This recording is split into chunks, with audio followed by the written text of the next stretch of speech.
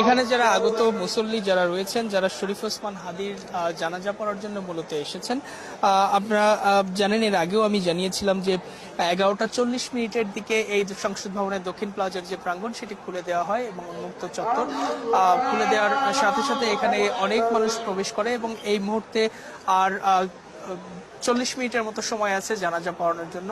সুতরাং এই সময় যেহেতু জোহরের সময় হয়ে গেছে, জোহরের টাইম, জোহরের নামাজ আদায় করা হচ্ছে। যারা মুসল্লি আছেন তারা জোহরের নামাজ পড়ছেন এবং দেখতে পাচ্ছেন আমার সামনে সংসদ ভবনের দক্ষিণ প্লাজার সামনের যে চত্বরটা, প্রত্যেকটা জায়গা লোকে লোকারণ্য হয়ে গেছে। লোকে লোকারণ্য হওয়ার কারণে আমরা দেখতে পাচ্ছি এই মাইকে ঘোষণা করা হয়েছে এই প্লাজার ঠিক পিছনে অর্থাৎ সংসদ ভবনে ঢুকে ডান পাশের যে মাঠটি রয়েছে আহ্বান করা হচ্ছে সেই মাঠেও যাতে তারা অবস্থান নিতে পারে, সেখানেও জানাজার পড়ার সুযোগ রয়েছে।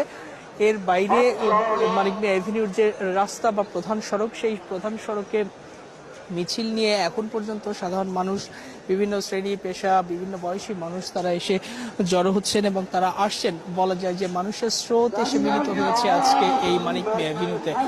প্রত্যেককে মিছিল নিয়ে আসছেন, সাথে বাংলাদেশের পতাকা।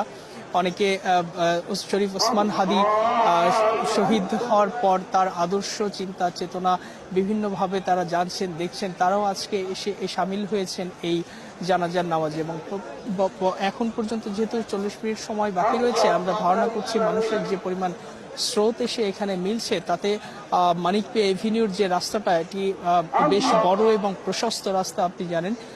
ধারণা করা হচ্ছে যে এই পুরো সড়ক আজকে লোকে লোকারণ্য হয়ে যাবে এবং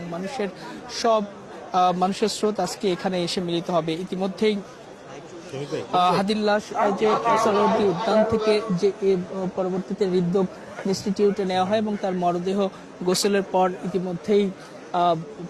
ইতিমধ্যেই এই দক্ষিণ প্লাজায় আনার প্রক্রিয়ার শেষের দিকে। এবং আমরা দেখতে পাচ্ছি যে সরকারের যে গুরুত্বপূর্ণ ব্যক্তিরা যারা, তারা ইতিমধ্যেই আসতে শুরু করেছে এবং আজকের এই জানাজায় প্রধান উপদেষ্টা সহ সরকারের গুরুত্বপূর্ণ বিভিন্ন রাজনৈতিক দল, অন্যান্য সামাজিক সাংস্কৃতিক সংগঠনের যারা সদস্য রয়েছে, জুলাই যোদ্ধা যারা রয়েছে, তারাও এখানে এসে জড়ো হয়েছে বা জড়ো হচ্ছেন এখন পর্যন্ত। এবং আজকের এই জানাজার নামাজটি পড়াবেন তার বড় ভাই শরীফ ওসমান হাদির বড় ভাই আবু বকর সিদ্দিক এবং এই জানাজা শেষে তাকে মিছিল নিয়ে ঢাকা বিশ্ববিদ্যালয়ের কেন্দ্রীয় মসজিদে নেওয়া হবে এবং সেখানে আরেকটি জানাজা হওয়ার কথা রয়েছে। সেটি হওয়ার পরে জাতীয় কবি কাজী নজরুল ইসলামের যে কবর রয়েছে কেন্দ্রীয় মসজিদের পাশে ঢাকা বিশ্ববিদ্যালয়, সেখানেই তাকে দাফন করা হবে। ইনকিলাব মঞ্চের পক্ষ থেকে আমাদেরকে আগেই জানানো হয়েছিল। এবং আপনি জানেন শরীফ ওসমান হাদি